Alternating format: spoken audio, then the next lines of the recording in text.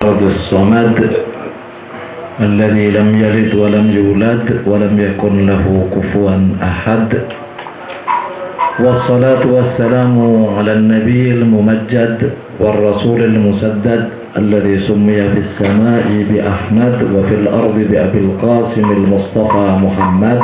اللهم صل على محمد وآل محمد. اللهم صل على محمد وآل محمد.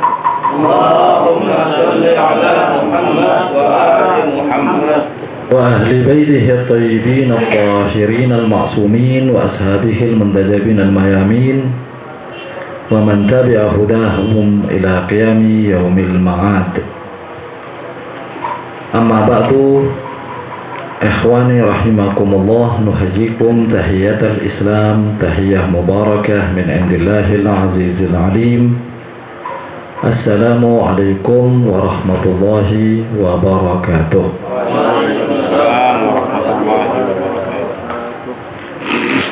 Alhamdulillah, pada malam yang mulia ini kita kembali duduk bersama dalam rangka meningkatkan pengenalan kita akan pusaka agung Rasulul Mustafa Muhammad sallallahu alaihi wasallam yang juga merupakan pusaka para anbiya wal mursalin, para arifin, para aulia arifin. Al-Quranul Karim, di mana salah satu yang paling layak untuk kita pelajari dan kita kaji adalah Suratul Ikhlas, karena Suratul Ikhlas merupakan thuluthul Quran, sepertiga daripada Al-Quran. Surat Ikhlas juga dikenal dengan sebutan Suratul Tauhid, dalam artian Surat Ikhlas di sini merupakan keterangan yang paling nyata akan hakikat tauhid. Ketika seseorang ingin memahami hakikat tauhid, maka cukup dengan Suratul Ikhlas. Dan karenanya Surat Ikhlas ini juga dikenal dengan sebutan Suratul Ikhlas, di mana yang dimaksud dengan keikhlasan di sini adalah mengenal hakikat tauhid. Bahasa Amirul Mukminin Ali bin Abi Thalib sallallahu wasallamuhu alaih, wa kamalul ikhlas lahu nafyus sifati. Ini kamalut tauhid. Puncak daripada tauhid adalah ikhlas. Ikhlas di sini adalah mensucikan Allah dari segala bentuk kekurangan, mensucikan Allah dari segala bentuk yang bertentangan dengan kemuliaan, keagungan, kemandirian dalam wujudnya, dalam tasarruf, dalam alam mawjudat.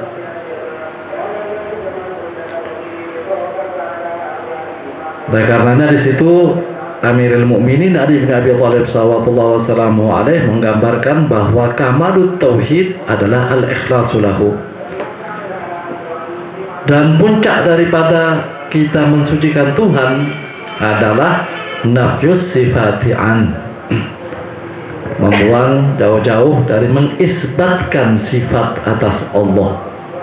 Karena apa? Karena sifat bukan yang disifati, yang disifati bukan sifat. Berarti ada dualisme di situ, ada zat, ada sifat.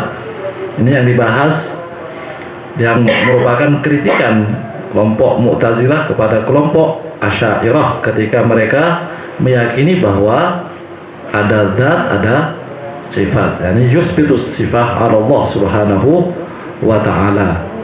Sementara Amirul Mukminin Ali bin Abi Thalib sallallahu alaihi menegaskan bahwa kamalul ikhlasi lahu, kesempurnaan ikhlas adalah nafyus sifati anhu. Kita tidak mengisbatkan sifat atas zat Tuhan. Dan ini yang disebut dengan tauhid zati. Ya, ada maratibut tauhid yang dibahas dalam ilmu kalam, ada tauhid dzati, ada tauhid sifati, ada tauhid af'ali. Jadi kita memahami tauhid dari segala sisinya, di mana itu semua tersirat dalam suratul Ikhlas atau suratul Tauhid, di mana dimulai dengan Bismillahirrahmanirrahim. Tanpa Bismillahirrahmanirrahim kita tidak akan pernah memahami tauhid. Kita tidak akan pernah mengenal hakikat tauhid tanpa dimulai dengan nama Tuhan. Karena wujud kita, wujud alam semua juga berdiri atas nama Tuhan. Jadi Bismillah, zaharul wujud dalam Bismillahnya suratul Fatihah. Jadi Bismillah, yani zaharul wujud Bismillah.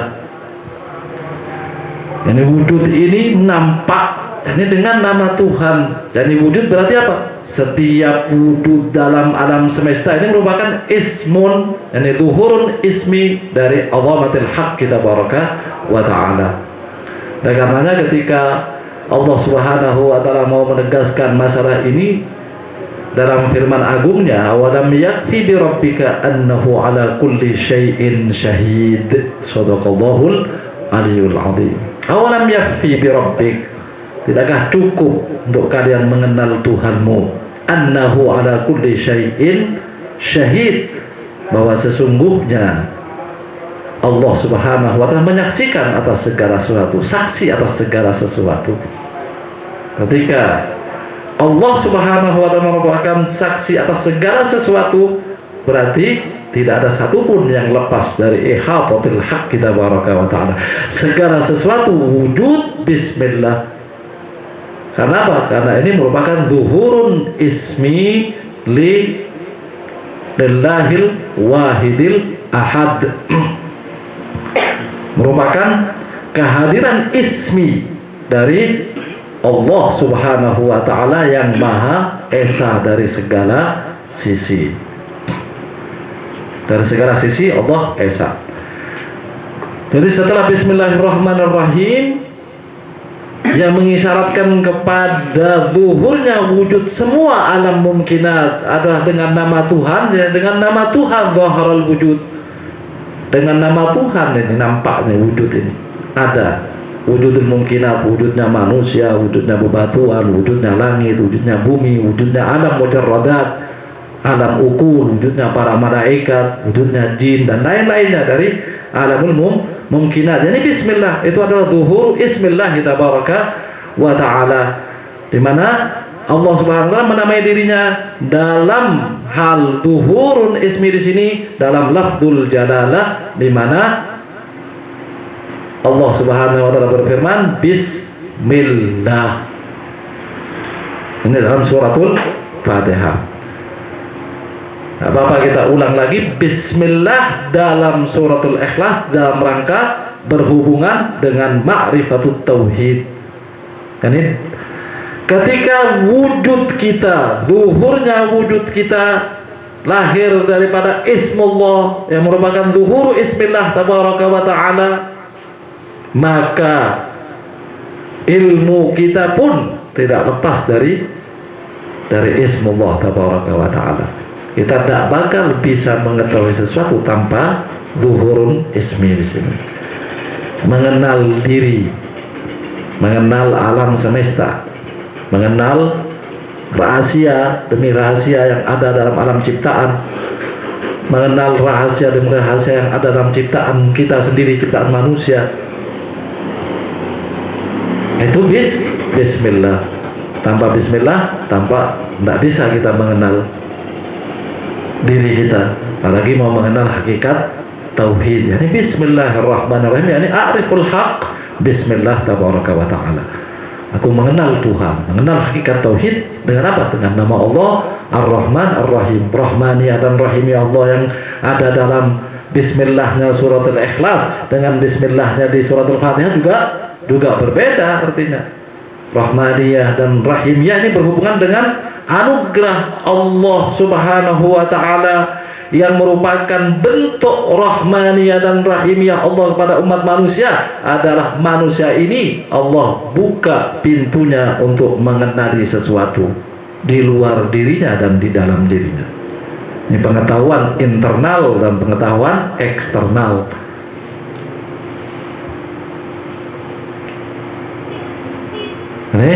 Ini juga asasnya adalah rahmaniyah dan rahimiyah Allah tabaraka wa ta'ala. Ini bismillahirrahmanirrahim dalam suratul Ikhlas. Kemudian suratul Ikhlas setelah bismillahirrahmanirrahim dimulai dengan kata perintah Nabi untuk menyatakan kepada umat manusia, yakni kul, katakan wahai Muhammad, yang mengisyaratkan bahwa kita manusia tidak akan pernah dapat mengenali hakikat tauhid tanpa melalui keterangan al-insanul muwahhid, manusia muwahhid sejati, yakni sayyidil wujud wa akramul mawjudat Muhammad sallallahu alaihi wa alihi wasallam, yakni al-haqiqatul muhammadiyah. Manusia tidak akan pernah dikatakan bertauhid, manusia tidak akan pernah memahami rahasia yang ada dalam tauhid. Manusia tidak akan pernah memahami dimensi yang ada dalam ma'rifatut tauhid kecuali melalui al-insanul kamil yang merupakan wasatatul faidil ilahi, di mana di sini Allah tidak cabut pada umat manusia. Tidak ada satu zaman yang di situ tidak ada insan kamil yang yusaitir alal mawjudat, yang diberi otoritas oleh Allah Subhanahu wa ta'ala untuk mengatur jalannya alam semesta dan alam wujud ini.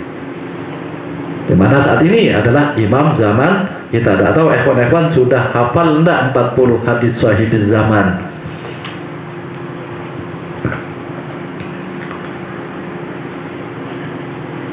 Ini kul. Kemudian setelah itu Allah Subhanahu wa ta'ala ini mengisyaratkan bahwa ma'rifatut tauhid, mengenal tauhid, mengenal Tuhan bukan sesuatu yang sederhana atau mudah.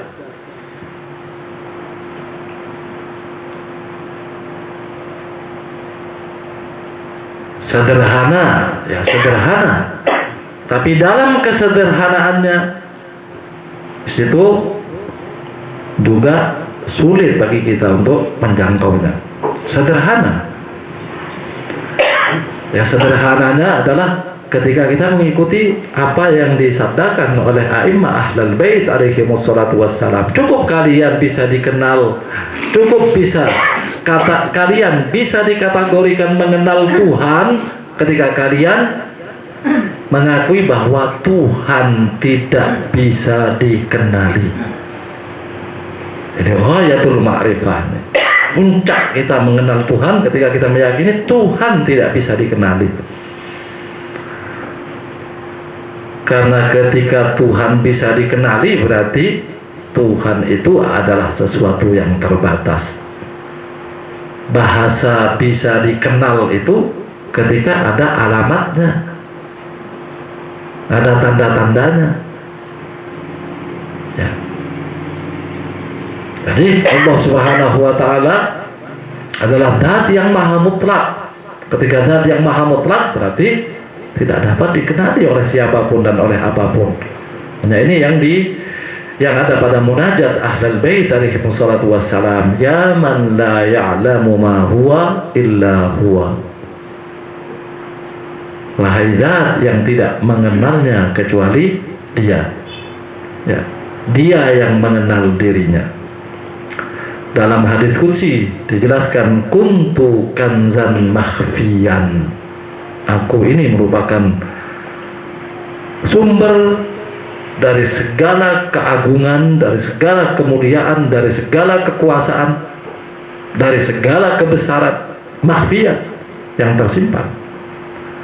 Fa ahbabtu an u'raf, maka aku ingin untuk dikenal, fa'akhluqal khalqa likay u'raf, maka aku ciptakan makhluk agar aku dikenal.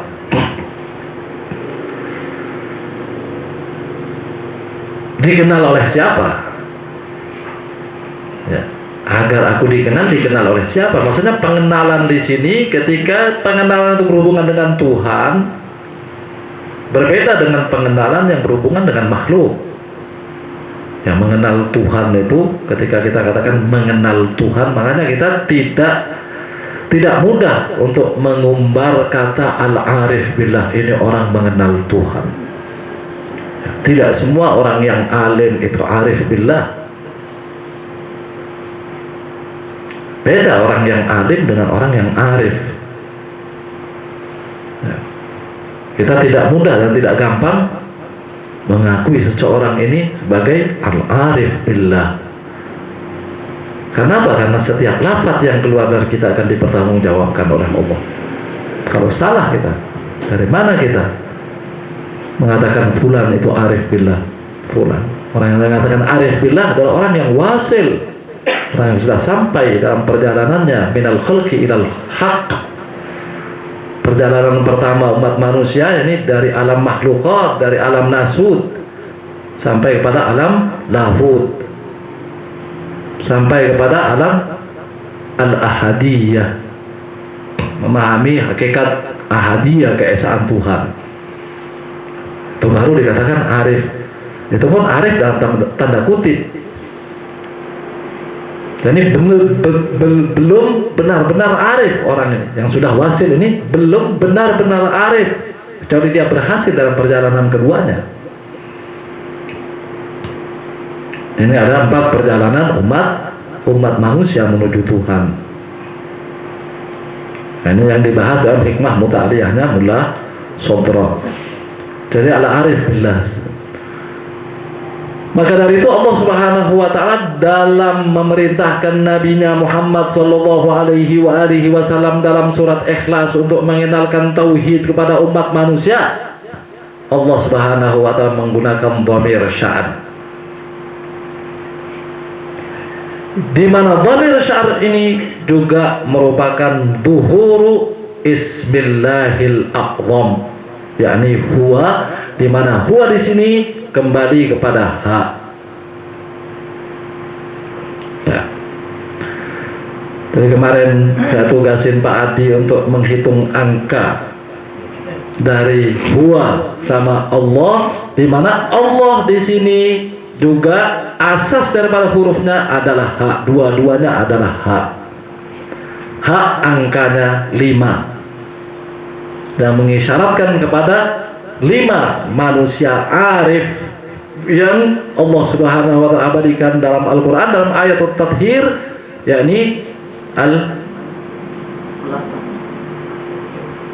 Ashabul Kisah, yakni Ar-Rasulul Mustafa Muhammad sallallahu alaihi wasallam, Amirul Mukminin Ali bin Abi Thalib sallallahu wasallamuhu alaihi, Sayyidatun Nisa'il Alamin Fatimatuz Zahra Az-Zakiyyah Al-Maradiyah,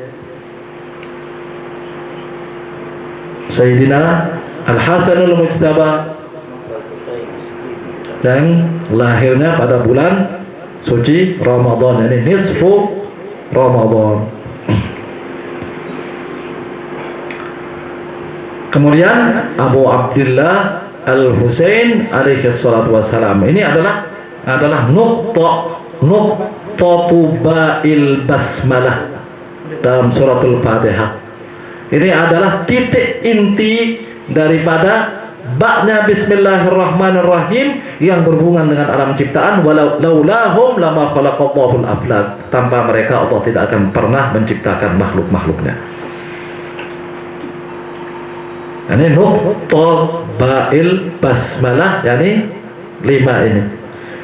Mana angka 5 ini juga angka yang sangat sakral, di mana bentuknya dalam tulisan Arabnya itu adalah bulat di sini yang mengisyaratkan kepada alla nihayah, tidak ada batas.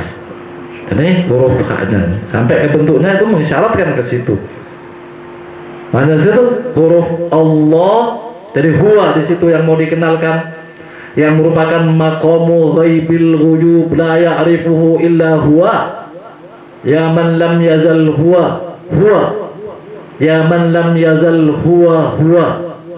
Itu dalam munajat ahlul bait alaihi wassalam ketika menyebut huwa di situ, Itu isyarat kepada maqamu ghaibil ghuyub yang darinya zahara ismul jalalah di sini. Dari huwa ini ada zuhurun ismi lagi, yang mana zuhurun isminya itu bisa dibaca oleh kita, yakni Allah. Allah Subhanahu wa ta'ala menamakan dirinya. Ini zuhurun ismi yang dapat manusia mengenal dan menyebutnya. Mana Asmaul Husna adalah sarana di mana kita dapat menyebut Allah dengan nama-nama itu untuk permohonan kita, untuk kita membangun ikatan hubungan dengan Ar-Rabb Tabaraka wa Ta'ala dalam doa kita. Ketika kita merasa fakir di hadapan yang maha kaya, merasa lemah di hadapan yang maha kuat. Ini doa ini isyarat pada bahwa kita ini fakirun mustaqim, bahwa kita ini makhluk yang lemah di hadapan yang maha besar dan maha kuasa.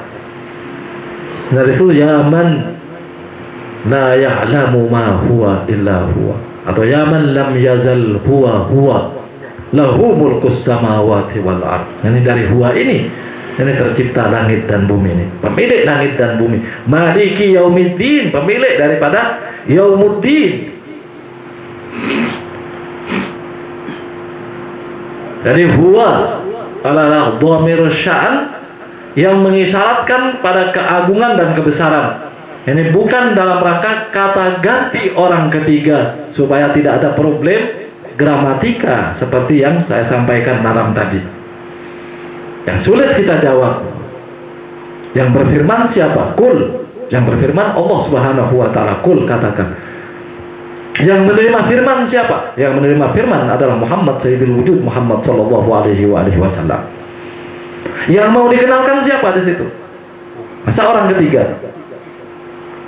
Kok menggunakan huwa, bukan ana, bukan orang pertama. Aku. Katakan Muhammad, aku Allah. Nah, ini mau mengisyaratkan pada hakikat tauhid di sini. Di mana orang yang bertauhid adalah orang yang meyakini bahwa dirinya tidak akan pernah mengenali Tuhan. Kalau masih ada harapan bisa mengenal Tuhan, berarti tidak akan pernah mengenal Tuhan. Ini isyaratnya. Ini huwa. Maqam huwa. Allah hanya dapat dikenali lewat apa? Lewat zuhurun isminya, lewat tajalli asma dan sifatnya.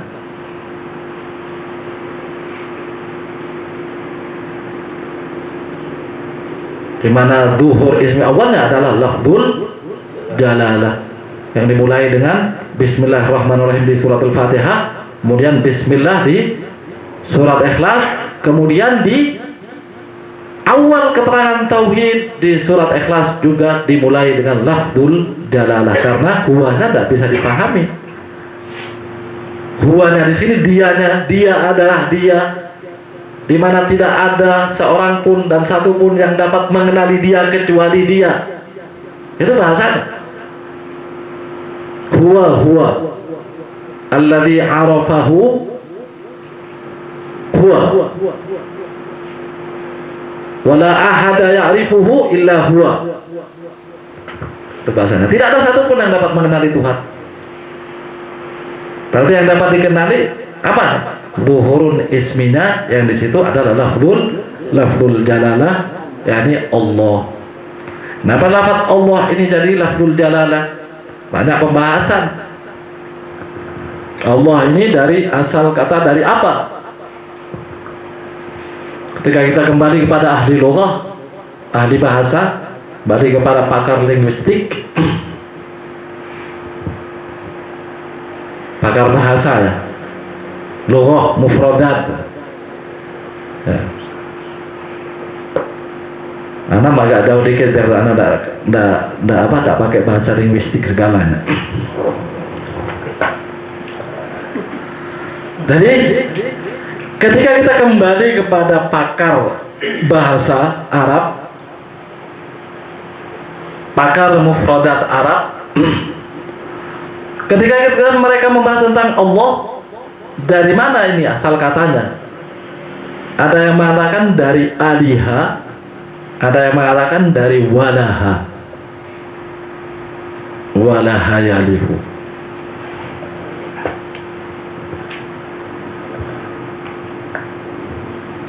Walaha itu ketika walaha, dan yang kedua-duanya mengisyaratkan kepada kemutlakan dan ketergantungan semua alam wujud kepadanya.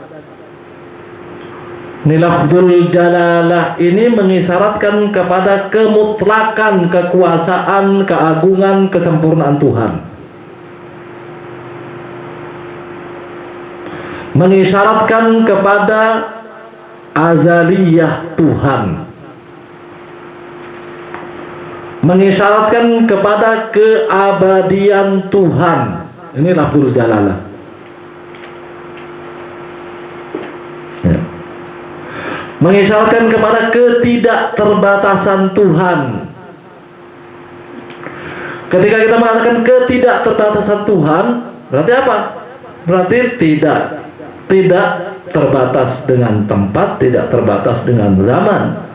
Jadi muhitun bi kulli makanin wa zaman. Allah Subhanahu wa taala meliputi setiap tempat dan setiap zaman.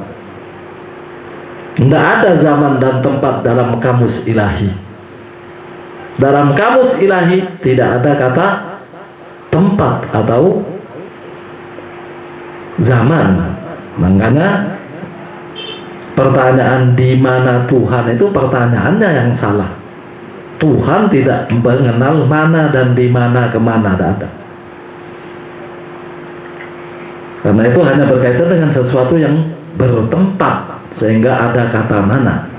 Sesuatu yang tidak bertempat tidak ada kata mana, yang meliputi segala mana dan kemana. Ini Allah muhitun bi kulli syai'. Ya. Jadi ini perbedaan pandangan dunia. Quran, ketika kita mempelajari Quran dan mengkaji Al-Quran dari riwayat Ahlul Bait alaihimus salatu wassalam, berbeda. Saya pernah ada di tanah suci, di Masjidil Haram, bainal maghribain, antara maghrib dan isya. Di situ biasanya ada pertanyaan-pertanyaan. Pas ada di situ, pas ada pertanyaan, yaqulus sa'il aina Allah. Ada orang yang bertanya, aina Allah, di mana Allah, di mana Tuhan? Kemudian dijawab, Allah 'alal 'arsy istawa. Yani inna Allah fis sama' 'alal 'arsy istawa. Wa man qala anna Allah mawjudun fi kulli makan faqad kafar. Li'annahu i'taqada anna Allah mawjudun hatta fil mazbalah. Ya enak jawabnya. Ya jawabin. Sebagai khadimul haramain, alimul haramain, dia yang diberi tugas untuk menjelaskan agama di dua tanah suci kaum muslimin. Jawabannya seperti ini. Allah Subhanahu wa ta'ala berada di atas, bersemayam di atas arsy-Nya. Barang siapa yang meyakini Allah ada di mana-mana, maka dia telah kafir. Karena dia meyakini Allah ada walaupun di tempat sampah. Ini jawaban yang luar biasa. Karena apa? Karena mereka lepas dari ajaran Ahlul Bait alaihimus salatu wassalam. Mereka tidak punya Ahlul Bait untuk menjelaskan hakikat tauhid ini. Kalau bahasanya Ahlul Bait, Allah Subhanahu wa ta'ala la yu'ayyan bi aina wa lam yukayyaf bi kaifa. Allah adalah zat yang tidak bisa kita katakan bagaimana dan di mana. Karena apa? Kata di mana memerlukan tempat, kata bagaimana memerlukan bentuk. Sementara Allah Subhanahu wa ta'ala tidak memerlukan tempat, juga tidak berbentuk. Ketika tidak berbentuk, tidak ada kata bagaimana. Bagaimana Allah? Tidak ada kata di mana Allah. Jawaban Ahlul Bait, Allahu muhitun bi kulli makanin wa zaman. Itu jawabannya. Ahata bi kulli syai'. Allah Subhanahu wa ta'ala meliputi segala sesuatu. Meliputi segala tempat, segala. Bukan jawabannya Allah ada di mana-mana. Memang jawabannya ketika mengatakan Di mana Allah? Ya kalau kelompok Asy'ariyah atau Sunni kadang menjawabnya, ya Allah ada di mana-mana. Ini jawaban ini juga salah. Ya Allah muhitun bi kulli makan. Ini Allah tak mengenal mana dan di mana. Allah adalah zat yang mutlak, muhitun bi kulli makanin wa zaman. Ya, di luar zaman dan di luar ini ma wara'uz zaman wa ma wara'al makan. Allah muhitun bi kulli zamanin wa makan. Itu kemutlakan di sini kita pahami dari apa? Dari kata huwa di situ dan dari lafzul jalalah yang dipilih oleh Allah Subhanahu wa taala sebagai zuhurul isminya, di mana semua nama-nama Tuhan disandarkan kepada lafzul jalalah ini. Sifat Tuhan disandarkan kepada lafzul jalalah ini karena zat bima huwa zatullah tidak mengenal sifat. Tak boleh kita mengisbatkan sifat atas zat Tuhan. Karena zat Tuhan adalah mutlak. Dan ini disebut dengan maqam tauhidun ahadi. Yang disebut pertama dalam surat Al-Ikhlas adalah ahadiyah di sini yang mengisyaratkan pada nafyut tarkib tabaraka wa ta'ala kharijan wa dihnan. Paham ya? Tak perlu diterjemahin ya? Hah? Ternyata kan sudah lama semua ya. Jadi lafzul jalalah Allah mengisyaratkan kepada kemutlakan, di mana kemutlakan itu kembali pada apa? Pada maqam ghaibul ghuyub, maqam huwa. Tetap itu. Kemudian karena keterbatasan makhluk untuk mengenal Tuhan, sementara Tuhan menciptakan makhluk untuk dikenal, maka lutuf Allah Subhanahu wa taala, Allah menghadirkan keagungan dan kebesarannya lewat nama-nama agungnya dan sifat-sifat agungnya. Ini karena keterbatasan makhluk mengenal Tuhan. Nah, memang mustahil makhluk mengenal Tuhan bima huwa zat. Ini Allah fi maqamil zat la ya'rifuhu ahad illa huwa dzul jalali wal ikram. Ini Allah dalam maqam zat tidak dapat dikenali oleh siapapun dan oleh apapun. Allah fi maqamil zat. Ini Allah fi maqamil ismi was sifat dapat dikenali. Itu pun dengan apa? Allah mengenalkan dirinya. Kalau Allah tidak mengenalkan dirinya, ya kita juga tidak dapat mengenalnya. Makanya Tuhan tidak dapat dikenali kecuali dengan pengenalan Tuhan kepada kita. Amirul Mukminin Ali bin Abi Thalib sallallahu alaihi dalam munajatnya di setiap sabah, setiap terbit fajar sampai terbit matahari, di situ ada munajat yang disebut dengan doa as-sabah. Alhamdulillah, ikhwan sebagian rajin membaca doa sabah itu. Sebagian ada yang hafal. Ya. Nggak tahu di sini nih, ada yang hafal nggak doa sabah? Hah? Udah ada yang hafal doa sabah? Ngamalkan doa sabah? Hah? Yang dibaca Allahumma ya man tala alisana sabah, bahasanya sangat indah antara seorang hamba yang mengenal keagungan dan kebesaran Tuhan.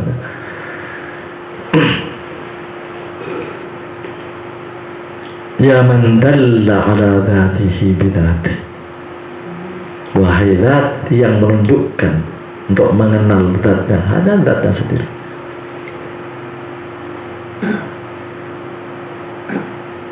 Ya man dalla ala dhatihi bidhati. Ilahi illam tabtada min rahma minka bi husni taufiq faman yasaduku bi ilaika fi wadhihi at-tariq. Ini bahasa yang sangat indah dari seorang arif billah yang mengajarkan kepada kita bagaimana kita berkomunikasi dengan Tuhan. Ilahi ya Allah illam tabtadi min rahmah, kembali pada rahmani dan rahim ya Allah. Ini isyarat dengan ada kaitannya dengan Bismillahirrahmanirrahim pada setiap surat. utamanya suratul Fatihah dan suratul Ikhlas. Ilahi, ya Allah, illam tabtadi'ni rahmat, andai kata rahmat dan kasih sayangmu tidak mendahului aku, bihusni taufik, dengan keindahan taufikmu, faman isariku bi ilaika fi wadhihi tariq, siapakah gerangan yang akan menuntun daku di jalan yang sangat jelas ini, sangat jelas tapi masih memerlukan tuntunan Tuhan. Apalagi bagi orang yang belum jelas.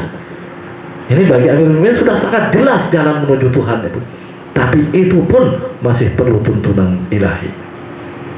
So ini sejauh mana ma'rifahnya Amirul Mukminin Ali bin Abi Thalib radhiyallahu wasallam alaih dari jumlah munajat yang singkat di setiap doa sholat setiap pagi. Ilahi illam tabtadi'na rahmah, wahai Tuhanku, andai kata engkau tidak memulai daku